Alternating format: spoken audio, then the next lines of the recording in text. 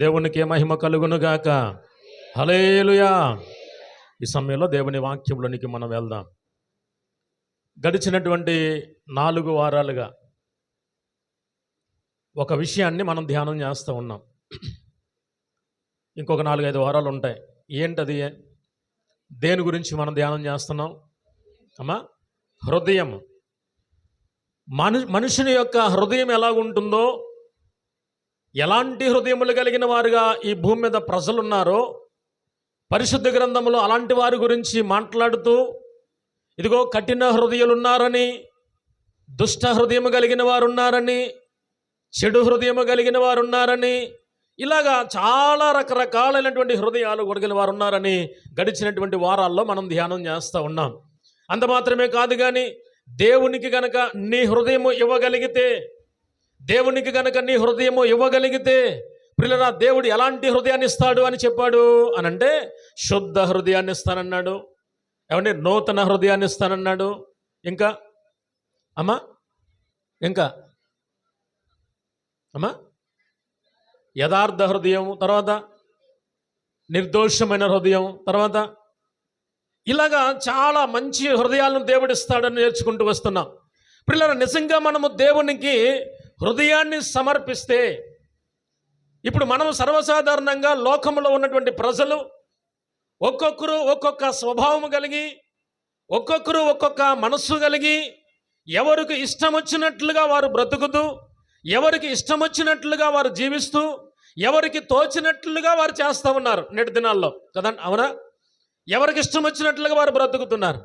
కానీ ఈ సమయంలో దేవుడు మనలను కోరుకుంటున్నది ఏంటయ్యా అని అంటే, పోయిన వారం చెప్పాను, నా కుమారుడా నీ హృదయము నాకిమ్ము, నీ హృదయము నాకు కావాలి, నీ హృదయములో నేను నివాసం ఉంటాను, నీ హృదయము నాకు అవసరం అని చెప్పేసి దేవుడు అడుగుతున్నాడు. ఆయనకు హృదయాన్ని ఇస్తే ఆయన ఎలాగ మనలను దేవుడు మన విషయంలో కార్యాన్ని చేస్తాడో కొన్ని విషయాలు గడిచినటువంటి వారంలో మనం ధ్యానం చేసుకుంటూ వచ్చాం.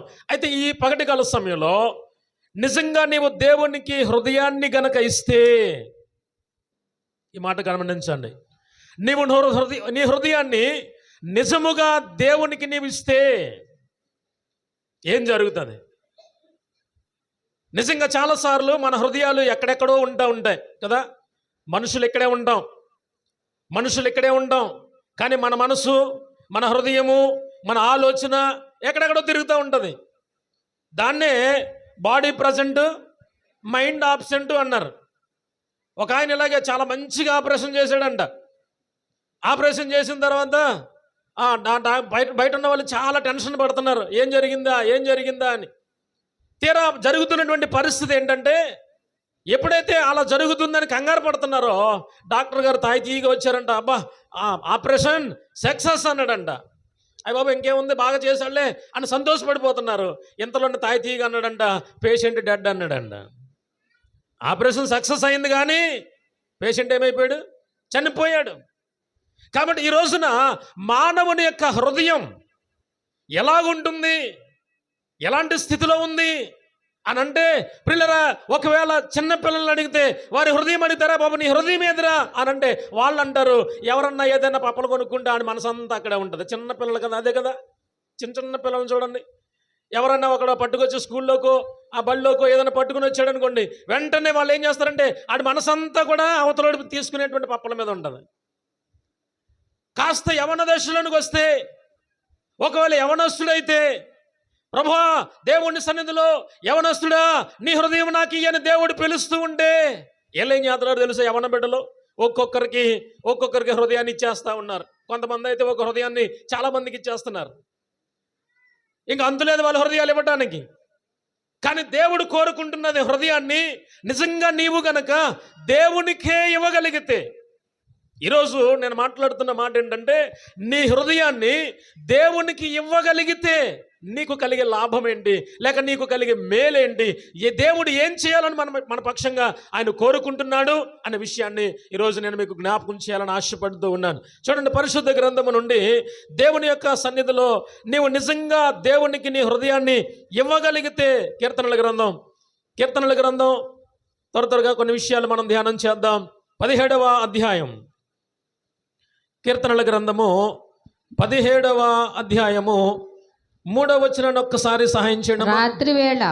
రాత్రి వేళ నీవు నన్ను దర్శించి నా హృదయమును పరిశీలించితివి, నన్ను పరిశోధించితివి. నీకు ఏ దురాలోచనయు కానరాలేదు. నోటి మాట చేత నేను అతిక్రమింపను అనే మాట ఇక్కడ మాట్లాడుతూ ఉన్నాడు. ప్రియులారా, ఇక్కడ చూడండి, దావీదు ప్రార్థన చేస్తున్నాడు. దేవుని సన్నిధిలో ఆయన చేస్తున్నటువంటి ప్రార్థన, దేవా ఇదిగో నన్ను నీవేం చేయాలని తెలుసా, పరిశీలించితివి. ఈ రోజున నీవు హృదయాన్ని దేవునికి ఇవ్వాలి అని అనుకున్నప్పుడు, దేవునికి కనుక నీ హృదయాన్ని ఇస్తే, దేవునికి కనుక నీ హృదయాన్ని నీవు సమర్పించగలిగితే, దేవుడు నిన్నేం చేస్తాడో తెలుసా, మొట్టమొదటిగా నా కుమారుడా నీ హృదయం ఎలాగుంది. సర్వసాధారణంగా దేవుని నమ్మక ముందు, దేవుని మీద విశ్వాసం ఉంచక ముందు హృదయాలు ఎక్కడెక్కడో తిరుగుతూ ఉన్నాయి. హృదయాలు రకరకాలైనటువంటి వేషధారణతో నిండిపోయింది. హృదయాలు చాలా భయంకరమైనటువంటి కంపు చేత, భయంకరమైనటువంటి రోత చేత, అది భయంకరమైనటువంటి వ్యాధి కలిగినదిగా బ్రతుకుతూ ఉన్నారు మనుషులు. కానీ ఈ రోజున నీవు నిజంగా హృదయాన్ని తీసుకుని వెళ్ళి, ప్రభువా ఇదిగో నా హృదయం, ఇదిగో నేను నీకు ఇస్తున్నాను నాయన, ఎలాగ ఉండమంటావు, ఎలాగున నేను బ్రతకాలి, ఏం చెయ్యాలి అని గనక నీవు దేవుని దగ్గరికి వచ్చి, ప్రభువా ఇదిగో నా హృదయం ఇదిగో అని గనక నీవు ఇవ్వగలిగితే, దేవుడు ఏం చేస్తాడు తెలుసా, మొట్టమొదటిగా నీ హృదయాన్ని పరిశీలన చేస్తాడు దేవుడు. అందుకనే 7వ కీర్తన 9వ వచనం కూడా చూడండి, అక్కడ ఏముందో. కీర్తనల గ్రంథం 7వ అధ్యాయము 7వ కీర్తన 9వ వచనం చదవండి. అక్కడ హృదయములను అంతరంద్రియములను పరిశీలించు నీతిగల దేవా అనే మాట మాట్లాడుతున్నాడు. ఏం పరిశీలన చేస్తాడంట ఆయన? హృదయములను పరిశీలిస్తాడు, అంతరంద్రియములను ఆయన పరిశోధిస్తాడు. ప్రియులారా, హృదయాన్ని పరిశీలించు దేవా అనే మాట అక్కడ మాట్లాడుతూ ఉన్నాడు. ఈ రోజున మన దేవుడు మన హృదయములను పరిశీలన చేసేటువంటి దేవుడు. మన దేవుడు హృదయాంతరంగములను ఎరిగినటువంటి వాడు. ఇక్కడ మనం కూర్చుంటాం, చాలాసార్లు కూర్చుంటాం, కానీ పైకి చక్కగా సిద్ధపడి వస్తాం, కానీ మన మనసు ఎక్కడెక్కడో తిరుగుతూ ఉంటుంది, ఏదేదో ఆలోచన చేస్తూ ఉంటుంది. కానీ దేవుని వాక్యం ఏం జ్ఞాపకం చేస్తుందో తెలుసా, మొట్టమొదటిగా దేవుడు నిన్ను గమనిస్తున్నప్పుడు నీ పై రూపాన్ని ఆయన లక్ష్య పెట్టడు. కానీ ఒకవేళ మనుషులైతే ఆలోచన చేస్తారు, అబ్బా వీళ్ళు ఎలా ఉన్నారు, చక్కగా తెల్లని వస్త్రాలు వేసుకున్నారా, మంచిగా సెంటు కొట్టుకున్నారా, శుభ్రంగా ఉన్నారా, అమ్మో ఏమే ఎలాగుంది, అతను ఎలాగున్నాడని ఒకవేళ మనుషులుగా మనం అనుకోవచ్చు, పై రూపాన్ని చూస్తాం మనం. కానీ మన దేవుడు ఏం చేస్తాడు తెలుసా, అంతరంద్రియములను పరిశీలన చేసే దేవుడు, అంతరంద్రియములను పరిశీలన చేసేటువంటి దేవుడు, హృదయాన్ని పరిశీలన చేసే దేవుడు. ఇప్పుడు నీవు హృదయాన్ని కనుక దేవునికి ఇవ్వగలిగితే నీ హృదయాన్ని ఒక్కసారి ఆయన పరిశీలన చేస్తాడు. ఇప్పుడు చూడండి, ఒక మాట మీకు బాగా అర్థమవడానికి ఒక మాట చెప్తాను. మనందరికీ దేవుడు పిల్లలు ఇచ్చాడు, పెళ్ళిళ్ళు అయినటువంటి వాళ్ళకి. చిన్న చిన్న పిల్లలు ఉన్నారు, ఇలాగా చిన్న చిన్న పిల్లలు ఉన్నారు. ఇప్పుడు వాళ్ళు ఏం చేస్తారంటే బయటికి వెళ్ళి ఆడుతూ ఉంటారు. చాలాసార్లు స్కూల్ నుంచి వచ్చేసే కావచ్చు, లేకపోతే సెలవు దినాల్లో కావచ్చు, బయటికి వెళ్ళి అక్కడక్కడ ఆడుతూ ఉంటారు. ఆడేసి మొత్తం మీద చేతులంతా బాడీ చేసేసుకుని, మొత్తం మీద ఒళ్ళంతా బురద వేసేసుకుని, లేదా ఇసుకేసేసుకుని వచ్చేసి, అమ్మ నాకు ఆకలేస్తుందమ్మా అని ఏడుస్తూ, ఆకలేస్తుంది అన్నం పెట్టమన్నాడు. ఇప్పుడు తల్లి ఏం చేస్తా చెప్పండి, అయ్యి బాబాయ్ నా బిడ్డ భలే ఆడుకుంటూ వచ్చాడు, ఆడ ఆకలి తీర్చాలి కదా, ఏమైనా సరే ఆడికి పెట్టేయాలి కదా అని గబగబా అన్నం పట్టుకొచ్చేసి ఆడికెట్టేసి తినేరా అంటారా? ఏం చేస్తాం ముందండి, ఆయన ఒకసారి పరిశీలన చేస్తాం. అసలు ఈడేంటి బయటికి వెళ్ళి ఆడొచ్చాడు కదా, ఆడి చేతులు ఎలాగ ఉన్నాయి, వీడు అలా తింటే ఆడి పరిస్థితి ఏంటి, అలా తిన్నాడంటే వాడు ఖచ్చితంగా అనారోగ్యం అవుతాడు, కాబట్టి ఆడిని అలా కాదు, వాడిని శుభ్రం చేయాలి అని చెప్పారు. నువ్వు వెళ్ళి శుభ్రంగా చేతులు కడుక్కురారా అప్పుడు పెడతానంటారు. అన్న వెంటనే గబగబా వీడు వెళ్ళి కడుక్కుని వచ్చాడు అనుకుని గొడవే లేదు. కానీ ఇప్పుడున్న పిల్లలు ఎలా వింటున్నారన్నమాట, అబ్బే పొర్రపాటును కూడా పిల్లలు అంటలా. ఇప్పుడు వాడు చెప్పి చెప్పి చెప్పి తల్లిదండ్రులు ఒకసారి చెప్తారు, 2 సార్లు చెప్తారు, 3 సార్లు చెప్తారు, ఇంకా ఆఖరికి ఆడు చేయి కడుక్కోరా అంటే ఆడు చేయి కడుక్కుని వస్తే సరిపోను. కానీ తల్లిదండ్రులకి ఏం చేస్తారంటే సమయం కోపం వస్తుంది, టపటపమండ్రి నడేస్తారు, చేతులు కడుక్కుంటూ మానేసి తల నుంచి పైనుంచి కిందాక స్నానం చేసేదాకా అప్పుడు భోజనం పెట్టరు. ఈ రోజున క్రైస్తవ సంఘములో కూడా ప్రియులరా, దేవుడు మన హృదయాన్ని శుద్ధి చేసుకోవడానికి, అయ్యా నీ హృదయము నాకు ఇయ్యి అనంటే, మనమేమో హృదయంలో ఒక సినిమా హీరోను పెట్టుకునో, హృదయంలో ఒక సినిమా హీరోయిన్ను పెట్టుకునో, లేకపోతే మన హృదయంలో ఎవరెవరినో, యవన స్త్రీలను, యవన పురుషులను మన హృదయంలో పెట్టేసుకుని, అయ్యా నా హృదయం నీకు ఇచ్చేస్తానయ్యా, అని అంటే మన హృదయాన్ని ఆయన పరిశీలన చేస్తున్నప్పుడు అబ్బే ఇలాంటి హృదయం నాకు వద్దు అంటాడు ఆయన. ఇలాంటి హృదయం కాదు నాకు కావాల్సింది, ఇలాంటి స్వభావం కాదు నాకు కావాల్సింది. నాకు కావలసిన వారు ఒక ప్రత్యేకంగా ఉండాలి. నాకు కావలసిన వారు వారి హృదయం చాలా తేటగా ఉండాలి. నాకు కావలసిన వారి యొక్క హృదయం చాలా నిమ్మళంగా ఉండాలి. అంతేగాని ఇష్టం వచ్చినట్లుగా ఎలా పడితే అలా వచ్చేసి ఆ పిల్లడు బురదలో చేతులెట్టేసి వచ్చేసి నాకు అన్నం పెట్టి తినేస్తానంటే ఎలా కుదరదని తల్లి చెబుతుందో, దేవుడు కూడా అదే సూత్రాన్ని పాటిస్తున్నాడు. చాలాసార్లు మనల్ని హెచ్చరిక చేశాడు, చాలాసార్లు మనల్ని మందలించాడు, చాలాసార్లు మనల్ని గద్దించాడు. మనం లోబడినప్పుడు చూడండి, పిల్లలకి చెప్పినప్పుడు వాడు లోబడకపోతే 2-3 సార్లు చెప్పిన తర్వాత తల్లిదండ్రులు ఏ విధంగా వాడిని శిక్షించి తలంతా స్నానం చేయించిన తర్వాత భోజనం పెడతారో, దేవునికి మనం ఇవ్వవలసినటువంటి రీతిలో హృదయాన్ని ఇవ్వకపోతే కొన్నిసార్లు హెచ్చరిక చేస్తాడు దేవుడు, కొన్నిసార్లు మనల్ని గద్దిస్తాడు, కొన్నిసార్లు చిన్న చిన్న శిక్షలు పంపిస్తాడు, కొన్నిసార్లు కొన్ని అవమానాలుగా అప్పగిస్తూ ఉంటాడు. ఇలాగ అప్పగించినా సరే మనం లొంగలేదనుకోండి, అప్పుడేం చేస్తాడు, వీడికి ఎలా కాదు అబ్బాయి అని చెప్పేసి ఆశపెట్టి ఒక ముట్టుగా వేస్తాడు. అంతే, పడుంటాం అంతే. ఇంకా ఏదో మూల పడి ఉండడమే, ఇంకా లేవలేం, ఇంకా లెగితే అవకాశం లేదు. అప్పుడు లబోదీపమని ప్రభువా నన్ను అక్కడ దాకా ఎందుకు తెచ్చుకోవాలి? ఇది నేటి క్రైస్తవ సంఘం నేర్చుకోవలసినటువంటి విషయం. అక్కడ దాకా తెచ్చుకోవలసినటువంటి అవసరం ఎందుకు? నీకు ఆయుష్ ఉండగానే, నీకు దేవుడు వయసు ఇచ్చినప్పుడే, ఆరోగ్యం ఇచ్చినప్పుడే, ఏమంటే క్రైస్తవ కుటుంబంలో నిన్ను జన్మింపజేసినప్పుడే, యేసు ప్రభు ఎవరో నీకు తెలుసుకునే విధంగా నీకు చక్కటి అవకాశం ఇచ్చినప్పుడే, నీ చుట్టూ చక్కటి మందిరాన్ని నిర్మింపజేసి అందులో సువార్త ప్రకటిస్తున్నప్పుడే, సువార్త నీ చెవిలో పడ్డప్పుడే నీవు దేవుడిని లోబడి ఉండుంటే ఇంత కాడకు రాదు కదా. కానీ రోజుని ఎలా చేస్తున్నారంటే, మొదటి సూత్రం ఎవ్వరూ పాటించట్లా. రెండోదే ఏది కావాలి?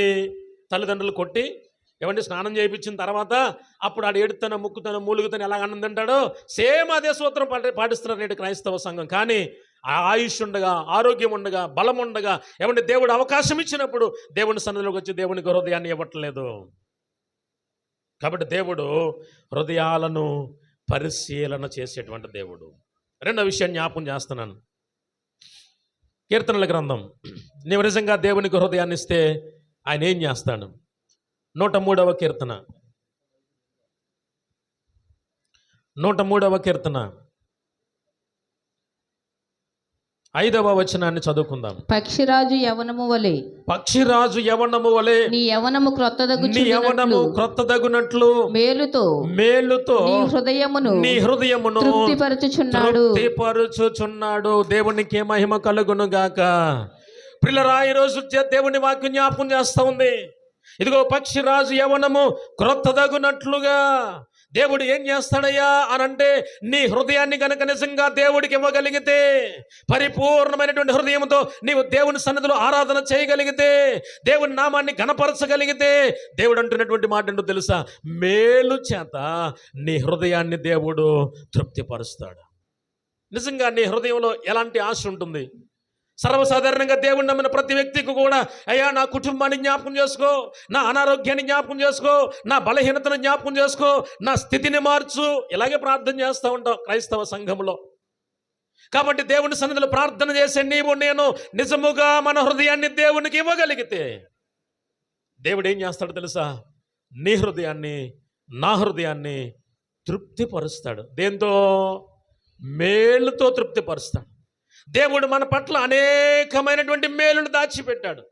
తన యందు భయభక్తులు గల వారి నిమిత్తము ఆయన దాచి ఉంచిన మేలు ఎంతో గొప్పదని దేవుని వాక్యం జ్ఞాపకం చేస్తా ఉంది. అంటే తన యందు భయభక్తులు కలిగిన వారు ఎవరున్నారు భూమి మీద? తన మీద ఆధారపడినటువంటి ప్రజలు ఎవరున్నారు భూమి మీద అని దేవుని యొక్క కన్ను లోకమందంతటా ఏం చేస్తుందంట? సంచరిస్తూ ఉంది. పల్లివాడలో ఉన్నారా? పెదమేరంలో ఉన్నారా? భీమవరంలో ఉన్నారా? భుజలపట్నంలో ఉన్నారా? మారుమూల ప్రాంతాల్లో ఉన్నారా? నువ్వు అడవిలో ఉన్నావా? సిటీలో ఉన్నావా? ఎక్కడున్నప్పటికీ కూడా దేవుని యొక్క కన్ను ఏం చేస్తుందో తెలుసా? సంచరిస్తూ ఉంది. ఏ గ్రామంలో అయితే, ఏ కుటుంబంలో అయితే నీవు యథార్థమైనటువంటి హృదయంతో నీవు దేవుణ్ణి ఆరాధించగలుగుతున్నావో, దేవుడు ఏం చేస్తాడో తెలుసా? నీ హృదయాన్ని మేలు చేత తృప్తిపరుస్తాడు. దేవునికే మహిమ కలుగును గాక. ఈ నూతన సంవత్సరంలో అడుగు పెట్టాం. దగ్గర అప్పుడే నెల అయిపోయింది. మొన్నే సంవత్సరం క్రిస్మస్ చేసుకున్నట్టుగా అనిపిస్తుంది. మొన్నే నూతన సంవత్సరం శుభాకాంక్షలు చెప్పుకున్నాం అందరం అని అనిపిస్తుంది. అప్పుడే నెల అయిపోయింది. రోజులు చాలా వేగంగా గడుస్తున్నాయి. ఏ రోజున ఎలాంటి వార్తలు వినాల్సి వస్తుందో చాలా భయంకరమైనటువంటి పరిస్థితులు మనకు వినబడుతూ ఉన్నాయి. ఏమంటే ఎక్కడ నెమ్మది లేదు, ఏ గ్రామంలోనూ నెమ్మది లేదు. నిన్న కొన్ని వీడియోలు వచ్చాయి భైరవపట్నం దగ్గర, చాలామందికి వచ్చి ఉంటుంది కదా. భైరవపట్నంలో ఏం జరిగింది, వాళ్ళు పాపం సంచార జీవులు ఎక్కడికన్నా వెళ్తూ వెళ్తూ ఏం చేస్తారంటే వాళ్ళు చిన్న చిన్న గుడారాలు వేసుకుంటారు. ఇలాంటి ఖాళీ స్థలం వస్తే అక్కడ 4 మేకులు వేసుకుని ఆ చిన్న గుడారం వేసుకుని అందులోనే వంగి వంగి వెళ్తారు. మనమైతే వెళ్ళలేము అలాంటి దాంట్లోకి. చాలా బలహీనులు, చాలా పేదవారు. వారి వృత్తి ఏంటంటే చెరువుల మీద పెట్టలు కొట్టుకుంటూ ఉంటారంట. నిన్న రాత్రి జరిగిన సంఘటన ఏంటంటే అర్ధరాత్రి వేళ చిన్నపిల్ల ఏడుస్తుందంట. ఆడికి పాలు వేడి చేసి పెడదామని చెప్పి ఒక తల్లి లెగిసి అగ్గిపుల్లేసి ఆ గ్యాస్ స్టవ్ వెలిగించినప్పటికి ఒక్కసారిగా గ్యాస్ పగిలిపోయింది. దాదాపుగా 21 మంది, 21 కుటుంబాలు, 21 మంది కాదు 21 కుటుంబాలు అక్కడక్కడ పక్కపక్కనే వేసుకుంటారు వాళ్ళు కూడా. మొత్తం అవన్నీ కూడా తగిలిపడిపోవడమే కాదు కానీ అందులో చిన్న చిన్న పిల్లలండి. ఆ వీడియోలు చూస్తుంటే చాలా వేదన కలుగుతుంది. చిన్న పిల్లలు ఒళ్ళంతా కాలిపోయి, పెద్దవారు కాళ్ళు చేతులు కాలిపోయి వారిని ఎత్తుకుని ఏమంటే పట్టుకుని వెళ్ళలేనటువంటి పరిస్థితుల్లో భయంకరమైనటువంటి వేదన, రోదన. వాళ్ళు అనుకున్నారా ఇలాంటి అపాయం వస్తుందని? వాళ్ళు ఏమాత్రమైన ఆలోచన చేశారా ఇదిగో ఈరోజు మనకి ఇలా జరుగుతుందని? రోజు పడుకున్నట్టే పడుకున్నారు. పిల్లలు రోజు వారికి ఏ విధంగా పాలు పట్టిస్తుందో అలాగే పట్టిస్తాను తల్లి ప్రయత్నం చేసింది. కానీ అగ్గిపుల్ల వేయగానే అనుకోని రీతిగా అక్కడ గ్యాస్ బండ ఎక్కడో లీక్ అయిపోయి ఉంటుంది, మొత్తానికి అది ఫైర్ అయిపోయింది. పిల్లల 21 కుటుంబాలు అనాథలు అయిపోయారు. ఎక్కడెక్కడి నుంచో వచ్చారు పాపం వాళ్ళు. ప్రభుత్వ హాస్పిటల్లో కొంతమందిని అయితే సీరియస్ అయిందని చెప్పి ఏలూరు పంపించారు, కొంతమంది కైకలూరులో ఉన్నారు. ఇలాగ కొంతమందిని అలాగ రకరకాలైనటువంటి పరిస్థితులు. పిల్లరా భయంకరమైనటువంటి దినాల్లో ఉన్నామండి. ఎక్కడ నెమ్మది లేదు. పిల్లరా ఈ సమయంలో నువ్వు దేవుని దగ్గరకు వస్తేనే, దేవుని దగ్గరకు వచ్చి నువ్వు ప్రార్థన చేయగలిగితేనే, దేవునికి నీ హృదయాన్ని నిజముగా ఇవ్వగలిగితేనే దేవుడు నిన్ను మేలు చేత తృప్తిపరుస్తాడు అనే విషయాన్ని ఇక్కడ లేఖనం జ్ఞాపకం చేస్తూ ఉంది. మరొక మాట కూడా చూడండి ఒకసారి. మరొక మాట 51వ కీర్తనల గ్రంథము 51వ కీర్తన 17వ వచనాన్ని చదువుకుందాం. దిద్దుబాటు 51వ కీర్తన 17వ వచనం. విరిగిన మనసే దేవునికి ఇష్టమైన బలులు దేవా విరిగి నలిగిన హృదయమును నీవు అలక్ష్యము చేయవు. దేవునికి మహిమ కలుగునగాక. పిల్లరా ఈ రోజున నీ జీవితంలో ఎలాంటి మనస్సుతో నీవు దేవుని సన్నిధికి వస్తా ఉన్నావు? ఇక్కడ ఒక మాట చెప్తున్నాడు కీర్తనాకారుడు, విరిగి నలిగిన హృదయంతో నీవు కనుక ప్రార్థన చేస్తే. పిల్లల రాత్రి నిజంగా ప్రార్థన జరిగిందండి. మీరు చాలామంది మిస్ అయిపోయారు. ఎంత రోదన చేశారో, నిజంగా ఎంత కన్నీరు కార్చారో చాలామంది కోల్పోయారు అటువంటి ప్రార్థన. చూడాలి, వినాలి అలాంటి ప్రార్థనలు. దేవుని వాక్యం ఏం జ్ఞాపకం చేస్తుందో తెలుసా? రోదన చేసేవారిని కనుగొనండి. ఎక్కడ రోదన చేసేవాళ్ళు ఎక్కడున్నారో నెతకండి. అంగళార్పు విద్య నేర్చుకొనండి అన్నాడు. మన పిల్లలకు ఆ అంగళార్పు విద్య మనలను నేర్పమన్నాడు. కాబట్టి మనం ప్రార్థన చేస్తున్నటువంటి సమయంలో ఇక్కడ ఒక మాట అన్నాడు, విరిగిన మనసే దేవునికి ఇష్టమైనటువంటి బలి. మన మనస్సు విరగాలి. ప్రభువా ఇదిగో నా మనసులో పలానా సినిమాల మీద నాకు వ్యామోహం ఉంది, ఇప్పుడు అది వద్దు నాయనా. నా హృదయంలో పలానా స్త్రీ మీద వ్యామోహం ఉంది, లేక పలానా పురుషుని మీద వ్యామోహం ఉంది, ఇది కాదు నాయన నాకు కావాల్సింది. నా హృదయం నీకు కావాలన్నావు. నా హృదయంలో ఎలాంటి చెడు అలవాట్లు ఉండకూడదు, నా హృదయంలో ఎలాంటి చెడు తలంపులు ఉండకూడదు, నా హృదయంలో ఎటువంటి బలహీనత రాకూడదు. నీకు ఇష్టమైనటువంటి హృదయంగా నా హృదయం మార్చు ప్రభువా అని దేవుని సన్నిధికి వెళ్ళి ప్రియులరా విరిగి నలిగిన హృదయంతో కనుక నీవు ప్రార్థన చేస్తే ఆయన ఏం చేయడంట? ఏం చేయడంట? ఆలస్యము చేయడు. విరిగి నలిగిన హృదయంతో ఆయన ప్రార్థన చేయాలి కానీ నీవు దేవుని సన్నిధిలో కన్నీరు కార్చి విలపించి ప్రార్థన చేయాలి కానీ నీ ప్రార్థనకు ఆలస్యము చేసే దేవుడు ఎంత మాత్రము కూడా కాదు. కాబట్టి పగటి కాల సమయంలో ఈ నూతన సంవత్సరాన్ని ఎదుర్కొన్నాం. ఆల్రెడీ జనవరి మాసం ముగింపులోకి వచ్చేసాం. ఇప్పటికైనా సరే నీ హృదయం ఎలా ఉంది?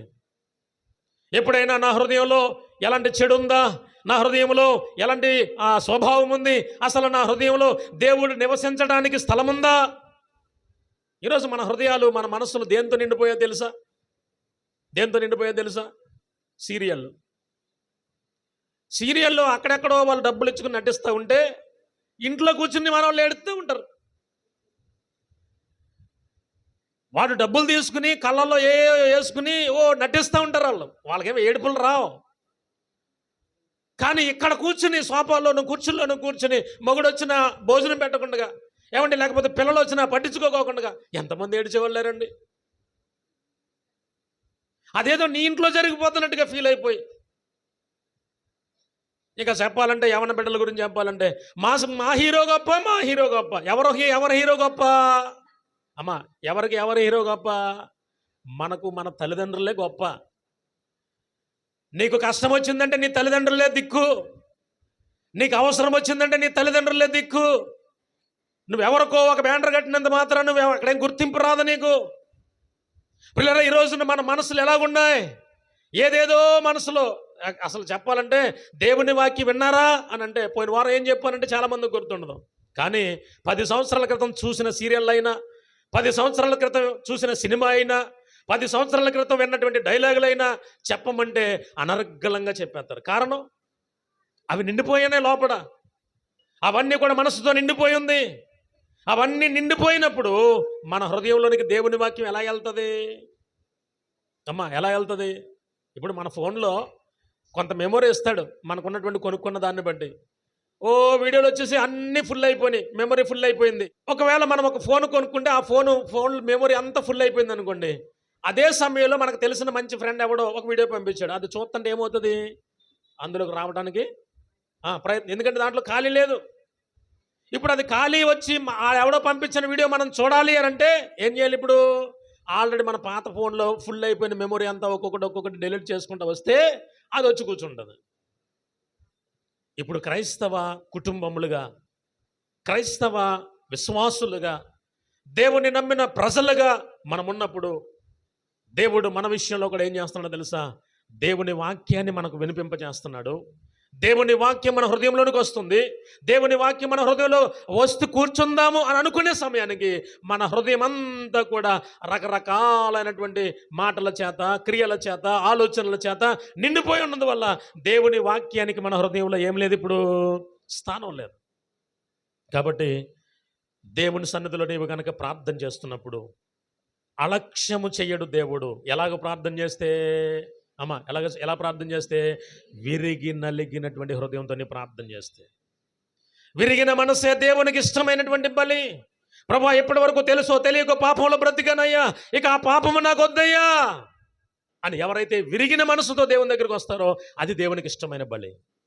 అంతేగాని అది కప్పేసుకుని ఇక్కడికి వచ్చేసి ఇక్కడ చేయాల్సినవి చేసేసి మళ్ళీ బయటికి వెళ్ళిపోయి బయట చేయాల్సినవి చేసేస్తే అది దేవునికి ఇష్టమైనది కాదు. అది వేషధారణ అంటారు. కాబట్టి ఇక్కడ దేవుని వాక్యం జ్ఞాపకం చేస్తున్న మాట ఏంటంటే, విరిగి నలిగిన మనస్సును ఆయన ఏం చేయడంట? అలక్ష్యము చేసే దేవుడు కాదు. మరొక మాట కూడా చూద్దాం. లోకశుభవార్త 16వ అధ్యాయం. లోకశుభవార్త 16వ అధ్యాయము ధర్మశాస్త్రములు 15వ వచనం అమ్మ. ఆయన మీరు మనుషుల ఎదుట నీతిమంతులని అనిపించుకొను వారు గాని దేవుడు మీ హృదయములను ఎరుగును. మనుషులలో ఘనముగా ఎంచబడినది దేవుని దృష్టికి అసహ్యము అనే మాట అక్కడ మాట్లాడుతూ ఉన్నాడు. చూడండి, అక్కడ ధనాపేక్ష కలిగినటువంటి పరిసయ్యులు ఉన్నారు. వీళ్ళందరూ కొన్ని మాట్లాడుతూ ఉన్నారు. వారు చేస్తున్నటువంటి పని ఏంటయ్యా అని అంటే, ఇక్కడ ఒక మాట చెప్తున్నాడు చూడండి. వాళ్ళు ఏమనుకుంటున్నారు అని అంటే, మనుషుల ఎదుట మేము నీతిమంతులము. సర్వసాధారణంగా ఇది చాలా ఎక్కువ శాతం కనబడుతుంది. ఎక్కువ శాతం కనబడేటువంటి స్వభావం ఇదే. ఎవరైనా ఒక దేవుని సేవకుడిగా కనబడ్డప్పుడు ఆయన ఎదురుగుండగా చాలా చక్కగా మనం మాట్లాడతాం. ఒక గొప్ప దైవజనుడు మన దగ్గరికి వచ్చినప్పుడు, గృహాన్ని దర్శించినప్పుడు, లేకపోతే ఏదో ఒక సందర్భంలో మనం చాలా మంచిగా మాట్లాడతాం. మనం అలా బయటికి రాగానే మరలా పూర్వపు స్థితి వచ్చేస్తుంది. ఇక్కడ ఒక మాట చెప్తున్నాడు ఆయన, మీరు మనుషుల ఎదుట ఎవరిని నీతిమంతులని అనిపించుకోవాలని కోరుకుంటున్నారని అంటున్నాడు. అక్కడ పరిసయ్యులను చూసి మీరు మనుషుల ఎదుట ఏమనుకుంటున్నారు తెలుసా? ఆ నీతిమంతులని. కానీ దేవుడు ఏం చేస్తున్నాడయ్యా అని అంటే అక్కడ మీ హృదయములను ఎరుగును అంటే తెలుసుకుంటాడు. ఒకవేళ నువ్వు పై రూపాన్ని ఒకవేళ ఇలాగా అలాగా అని చెప్పి ఒకవేళ చాలా తేనె పూసినట్లుగా చక్కగా మాట్లాడుతున్నావేమో, ఒకవేళ నీతిమంతుడిగా కనబడాలని ప్రయత్నం చేస్తున్నావేమో, కానీ దేవుడు వాక్యం జ్ఞాపకం చేస్తుంది తెలుసా? దేవుడు అంట హృదయములను ఎరిగినటువంటి వాడు. ఒకవేళ నువ్వు మనుషులను మోసం చేయొచ్చు, లేకపోతే నీకు తెలిసినటువంటి వారిని నువ్వు మోసం చేయవచ్చు, కానీ ఎవరిని మోసం చేయలేము అమ్మా? ఎవరిని మోసం చేయలేం? దేవుణ్ణి మోసం చేయలేం. దేవునికి మరుగైనది ఏది లేదు, దేవునికి చాటైనది ఏది లేదు. నువ్వు ఇక్కడ ఎంతమంది కూర్చున్నారో దేవునికి తెలుసు, ఎంతమంది ఎలాంటి పరిస్థితుల్లో ఉండి వచ్చారో దేవునికి తెలుసు, ఎలాంటి ఇరుకుల్లో నుండి ఎలాంటి ఇబ్బందుల్లో నుండి ఏమైనా సరే నాకు ఎన్ని కష్టాలు ఉన్నా ఈ రోజున దేవుని సన్నిధిలో ఆరాధన చేయాలని వచ్చిన వారు ఎంతమంది ఉన్నారో దేవునికి తెలుసు. కాసేపు వచ్చి కూర్చుందాం చూద్దాంలే అనుకున్న వారు వచ్చిన వారు తెలుసు. ఒకవేళ ఇక్కడ కూర్చున్నా కూడా మీ మనసులు మీ హృదయాలు ఎక్కడెక్కడ తిరుగుతున్నాయో కూడా దేవునికి తెలుసు, నాకు తెలియదు. కానీ ఇక్కడ దేవుడు ఒక మాట చెప్తున్నాడు, మీరు ఒక పై రూపాన్ని చూస్తున్నారేమో, మనుషులు ఎదుట ఘనముగా ఉండాలని, గొప్పవారిగా ఉండాలని, నీతిమంతులుగా ఉండాలని మీరు ప్రయత్నం చేస్తున్నారేమో, కానీ మీ హృదయములను నేను ఎరిగిన వాడను. అపోస్తుల కార్యముల గ్రంథం చూడండి, అక్కడ కూడా ఇంకొక మాట అంటాడు. అపోస్తుల కార్యముల గ్రంథం మొదటి అధ్యాయము 24వ వచనాన్ని మనం చదువుకుందాం. ఇట్లని ప్రార్థన చేసిరి, అందరి హృదయములను ఎరిగియున్న ప్రభువా అని చెప్పేసి అక్కడ మాట్లాడుతున్నాడు. ఎవరంట ఈయన? ఎవరు? అందరి హృదయములు ఎరిగిన వాడు. అంటే ఇక్కడ మనము కూర్చున్న వాళ్ళమే కాదు, ఈ పల్లివాడ బుజవలపట్నం గ్రామాలే కాదు, భూ ప్రపంచంలో దాదాపుగా 800 కోట్ల మంది ప్రజలు నివసిస్తున్నారు. ఏ దేశమైతే ఏ ప్రాంతమైతే అందరి హృదయాలను ఆయన ఎరిగినటువంటి వాడు. అందరినీ ఆయన పరిశీలన చేస్తూ ఉన్నాడు. వాని క్రియ చొప్పున వానికి జీతం ఇవ్వడానికి ఆయన సిద్ధపడుతున్నటువంటి దేవుడు. కనుక ప్రియులరా, దేవుడు ఎలాంటి వాడయ్యా అనంటే మన హృదయములను ఎరిగినటువంటి వాడు. చివరికి ఇంకొక మాట చదువుకుని మనం ముగించుకుందాం. చూడండి ఒకసారి కీర్తనల గ్రంథం 37వ కీర్తన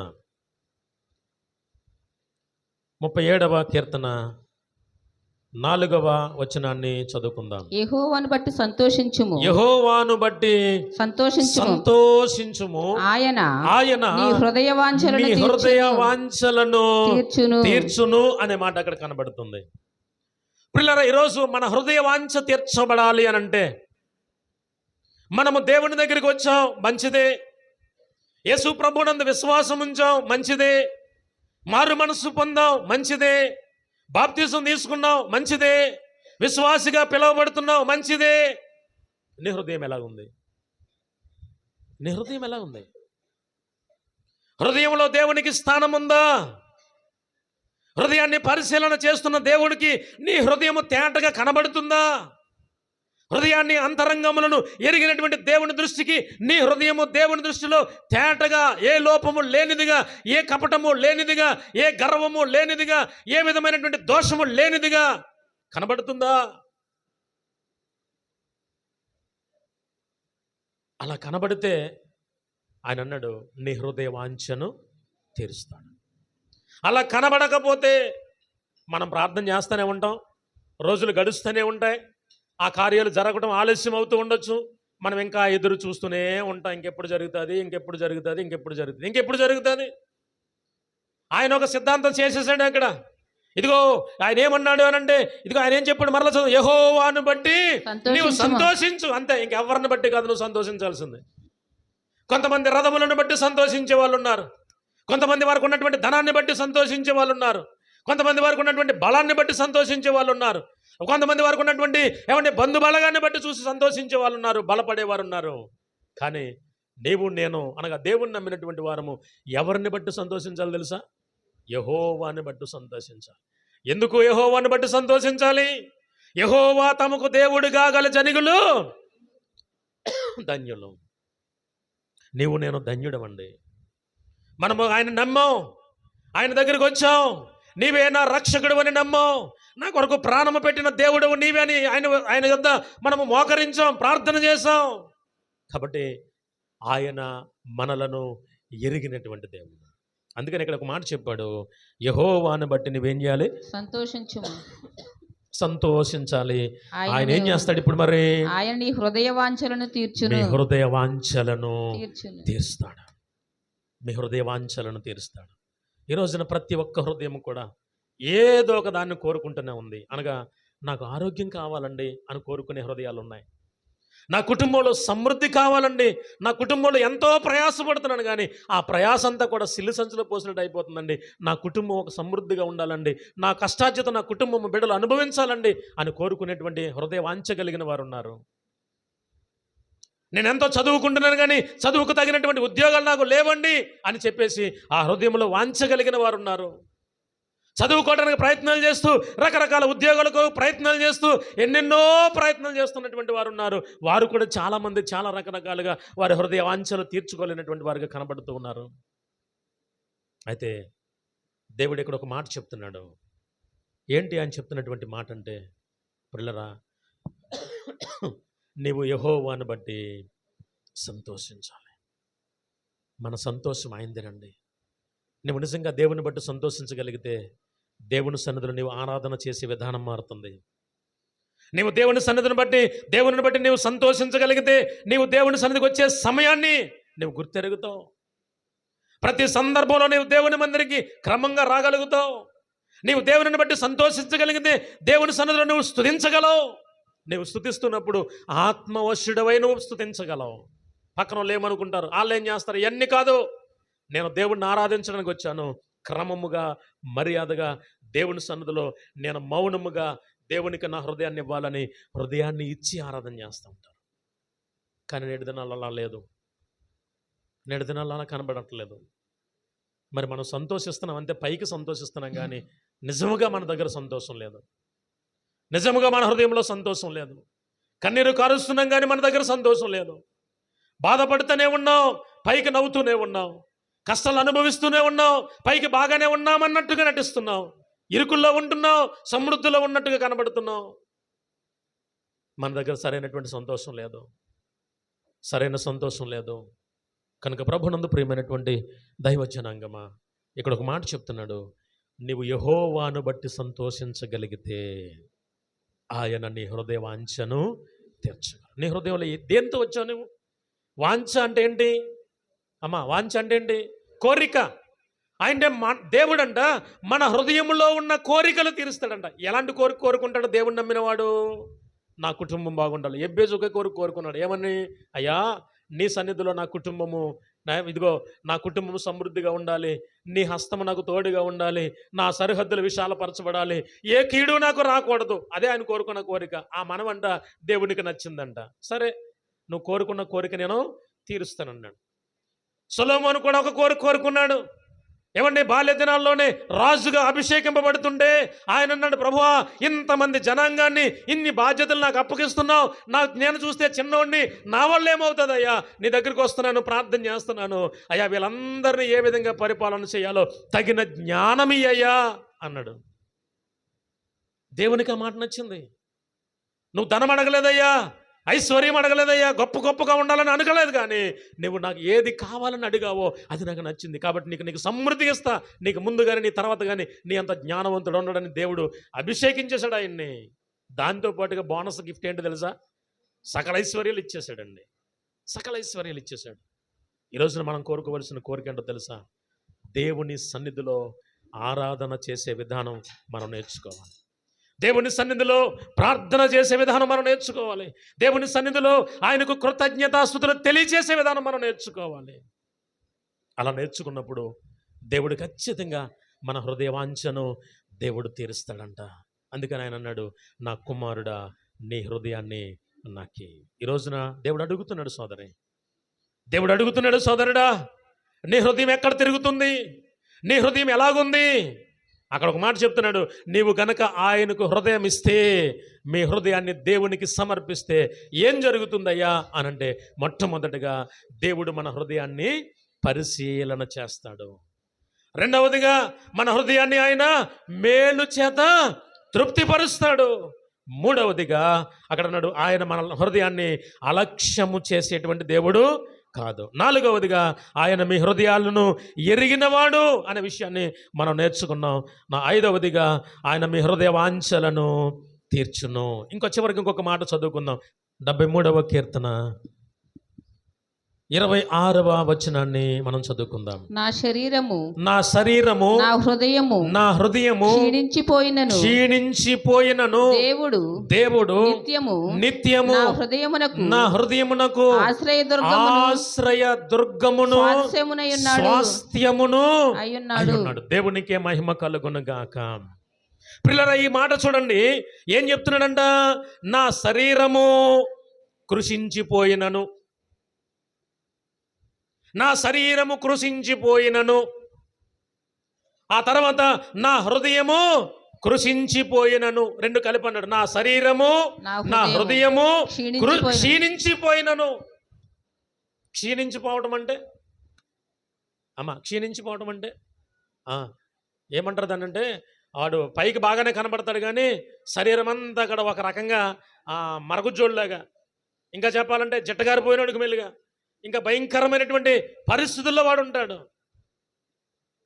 ఒకవేళ శరీరము క్షీణించిపోయినను, హృదయము క్షీణించిపోయినను, ఆయన అన్నాడు, దేవుడు మాత్రము నాకు నిత్యము నా హృదయము నాకు ఎలా ఉన్నాడు అంటే ఆశ్రయ దుర్గముగా ఉన్నాడు.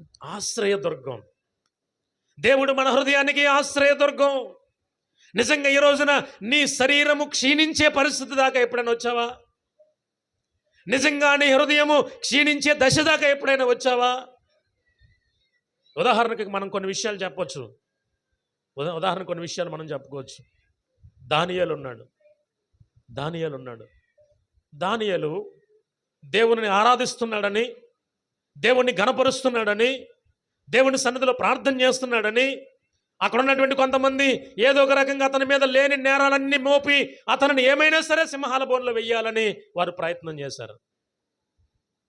అదే సమయంలో మరికొంతమంది ఇంకొక ముగ్గురు యవన బిడ్డలు కనబడుతున్నారు. ఎవరు వాళ్ళు? షడ్రకు, మెషకు, అబేద్నెగోలు. వీళ్ళ ముగ్గురు కూడా కనబడతారు అదే గ్రంథంలో, దానియేలు గ్రంథంలో. వాళ్ళు కూడా ఇదే కోవలో ఉన్నారు. దేవుణ్ణి ఆరాధిస్తున్నారు.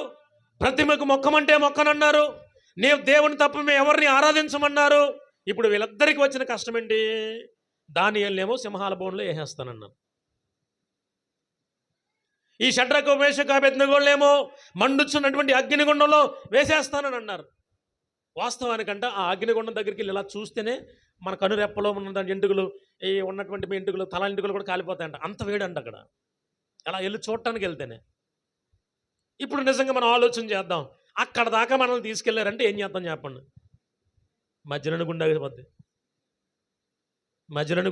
మనకు అసలు పెరుగోలేం కదా. పిల్లరా చూడండి, ఇక్కడ వారి దగ్గర చూస్తున్నటువంటి విశ్వాసం ఏంటంటే, నా శరీరము కాలిపోయినను, నా శరీరము సింహాలు తినేసినను. విశ్వాసం అంటది. పడిపోయిన పర్వాలా, అయిపోయిన పర్వాలా, నా దేవుడు సంరక్షించడానికి, నన్ను తప్పించడానికి సమర్థుడు అయినా పర్వాలా. ఒకవేళ చేయలేదా, దేవునికి స్తోత్రం, ఎక్కడితో అయిపోద్ది ఒక్క నిమిషం ఎంత. కానీ ఆ చివరి క్షణం వరకు ఉన్నదే విశ్వాసం. ఆ చివరి క్షణం వరకు అనగా పడేసేంత వరకు వారి విశ్వాసంగా ఉన్నారే, దేవుడు ఆ విశ్వాసాన్ని చూశాడు. ఇక్కడ కూడా ఆయన అంటున్నటువంటి మాట ఏంటో తెలుసా?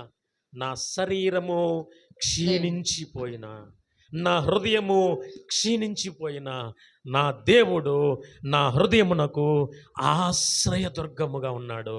దేవునికే మహిమ కలుగునగాక. ఒకవేళ నా శరీరం కాలిపోయిందా, నా శరీరం లయమైపోయిందా, నా హృదయానికి దేవుడు ఒక ఆత్మనిచ్చాడు, దానికి ఆయన ఆశ్రయ దుర్గం. ఆయన నన్ను ఎక్కడికి తీసుకుని వెళ్ళాలో అక్కడికి తీసుకుని వెళ్తాడు. నా కొరకు శ్రేష్టమైనటువంటి మేలుకరమైనటువంటి మంచిది స్థలంలో దేవుడు నన్ను నిలబెడతాడనేటువంటి గొప్ప నిరీక్షణతో ఇక్కడ కీర్తనకారుడు కూడా మాట్లాడుతూ ఉన్నాడు. కనుక ప్రభునందు ప్రియమైనటువంటి దైవజనాంగమా, నేను ముగిస్తూ ఉన్నాను. ఈ రోజున నీ హృదయం ఎలా ఉంది? నీ హృదయం ఎలా ఉంది? నిజంగా దేవునికి ఇచ్చావా హృదయాన్ని? నిజంగా దేవునికి హృదయాన్ని సమర్పించావా? సమర్పిస్తే నీవు ధన్యుడవు, సమర్పిస్తే నీవు ధన్యురాలవు. ఒకవేళ లేకుండా అలాగేం లేదులేండి, ఏదో వస్తున్నాములేండి, వెళ్తున్నాములేండి, అలాగే ఉంటామండి అని అనుకుంటే నువ్వు అలాగే ఉంటావు, ఎదగవు ఇంకా. కాబట్టి దేవుని వాక్యం జ్ఞాపం చేస్తున్న మాట, మన హృదయాలను పరిశీలన చేసే దేవుడు, మన హృదయాలను మేలు చేత తృప్తిపరిచే దేవుడు, మన హృదయాలకు ఆయన అలక్ష్యము చేసేటువంటి దేవుడు కాదు. మన హృదయ వాంఛలను తీర్చగలిగిన దేవుడు, మన హృదయములను ఎరిగిన దేవుడు, మన హృదయములను ఆశ్రయ దుర్గముగా ఉన్నటువంటి దేవుడు. కాబట్టి ఈ రోజు నుంచైనా ఒక తీర్మానం తీసుకోగలవా సోదరుడా? ఒక తీర్మానం, ప్రభువా నా హృదయం అనే నా తండ్రి, నా హృదయంలో మీరు నివాసం ఉంచండి నాయన, నా హృదయంలో మీరు నివాసం ఉండండి, నా హృదయాన్ని నీకు ఇస్తాను అని ఎవరైనా తీర్మానం తీసుకోగలిగితే ఇదే మిక్కిలి అనుకూలమైనటువంటి సమయం. కాబట్టి ప్రార్థన చేసుకుందాం. ఆ విధంగా తీర్మానం తీసుకోవడానికి సిద్ధపాటు కలిగి ఉండాలని ప్రభు పేరట నేను మీకు మనవి చేస్తూ ఉన్నాను. రోజు వాకింగ్ చెప్పేశాక ఉండండి ఫ్రెండ్స్. ఛానల్లో లైక్ చేయండి, షేర్ చేయండి, కామెంట్ చేయండి, సబ్స్క్రైబ్ చేయండి ఫ్రెండ్స్. Bye friends.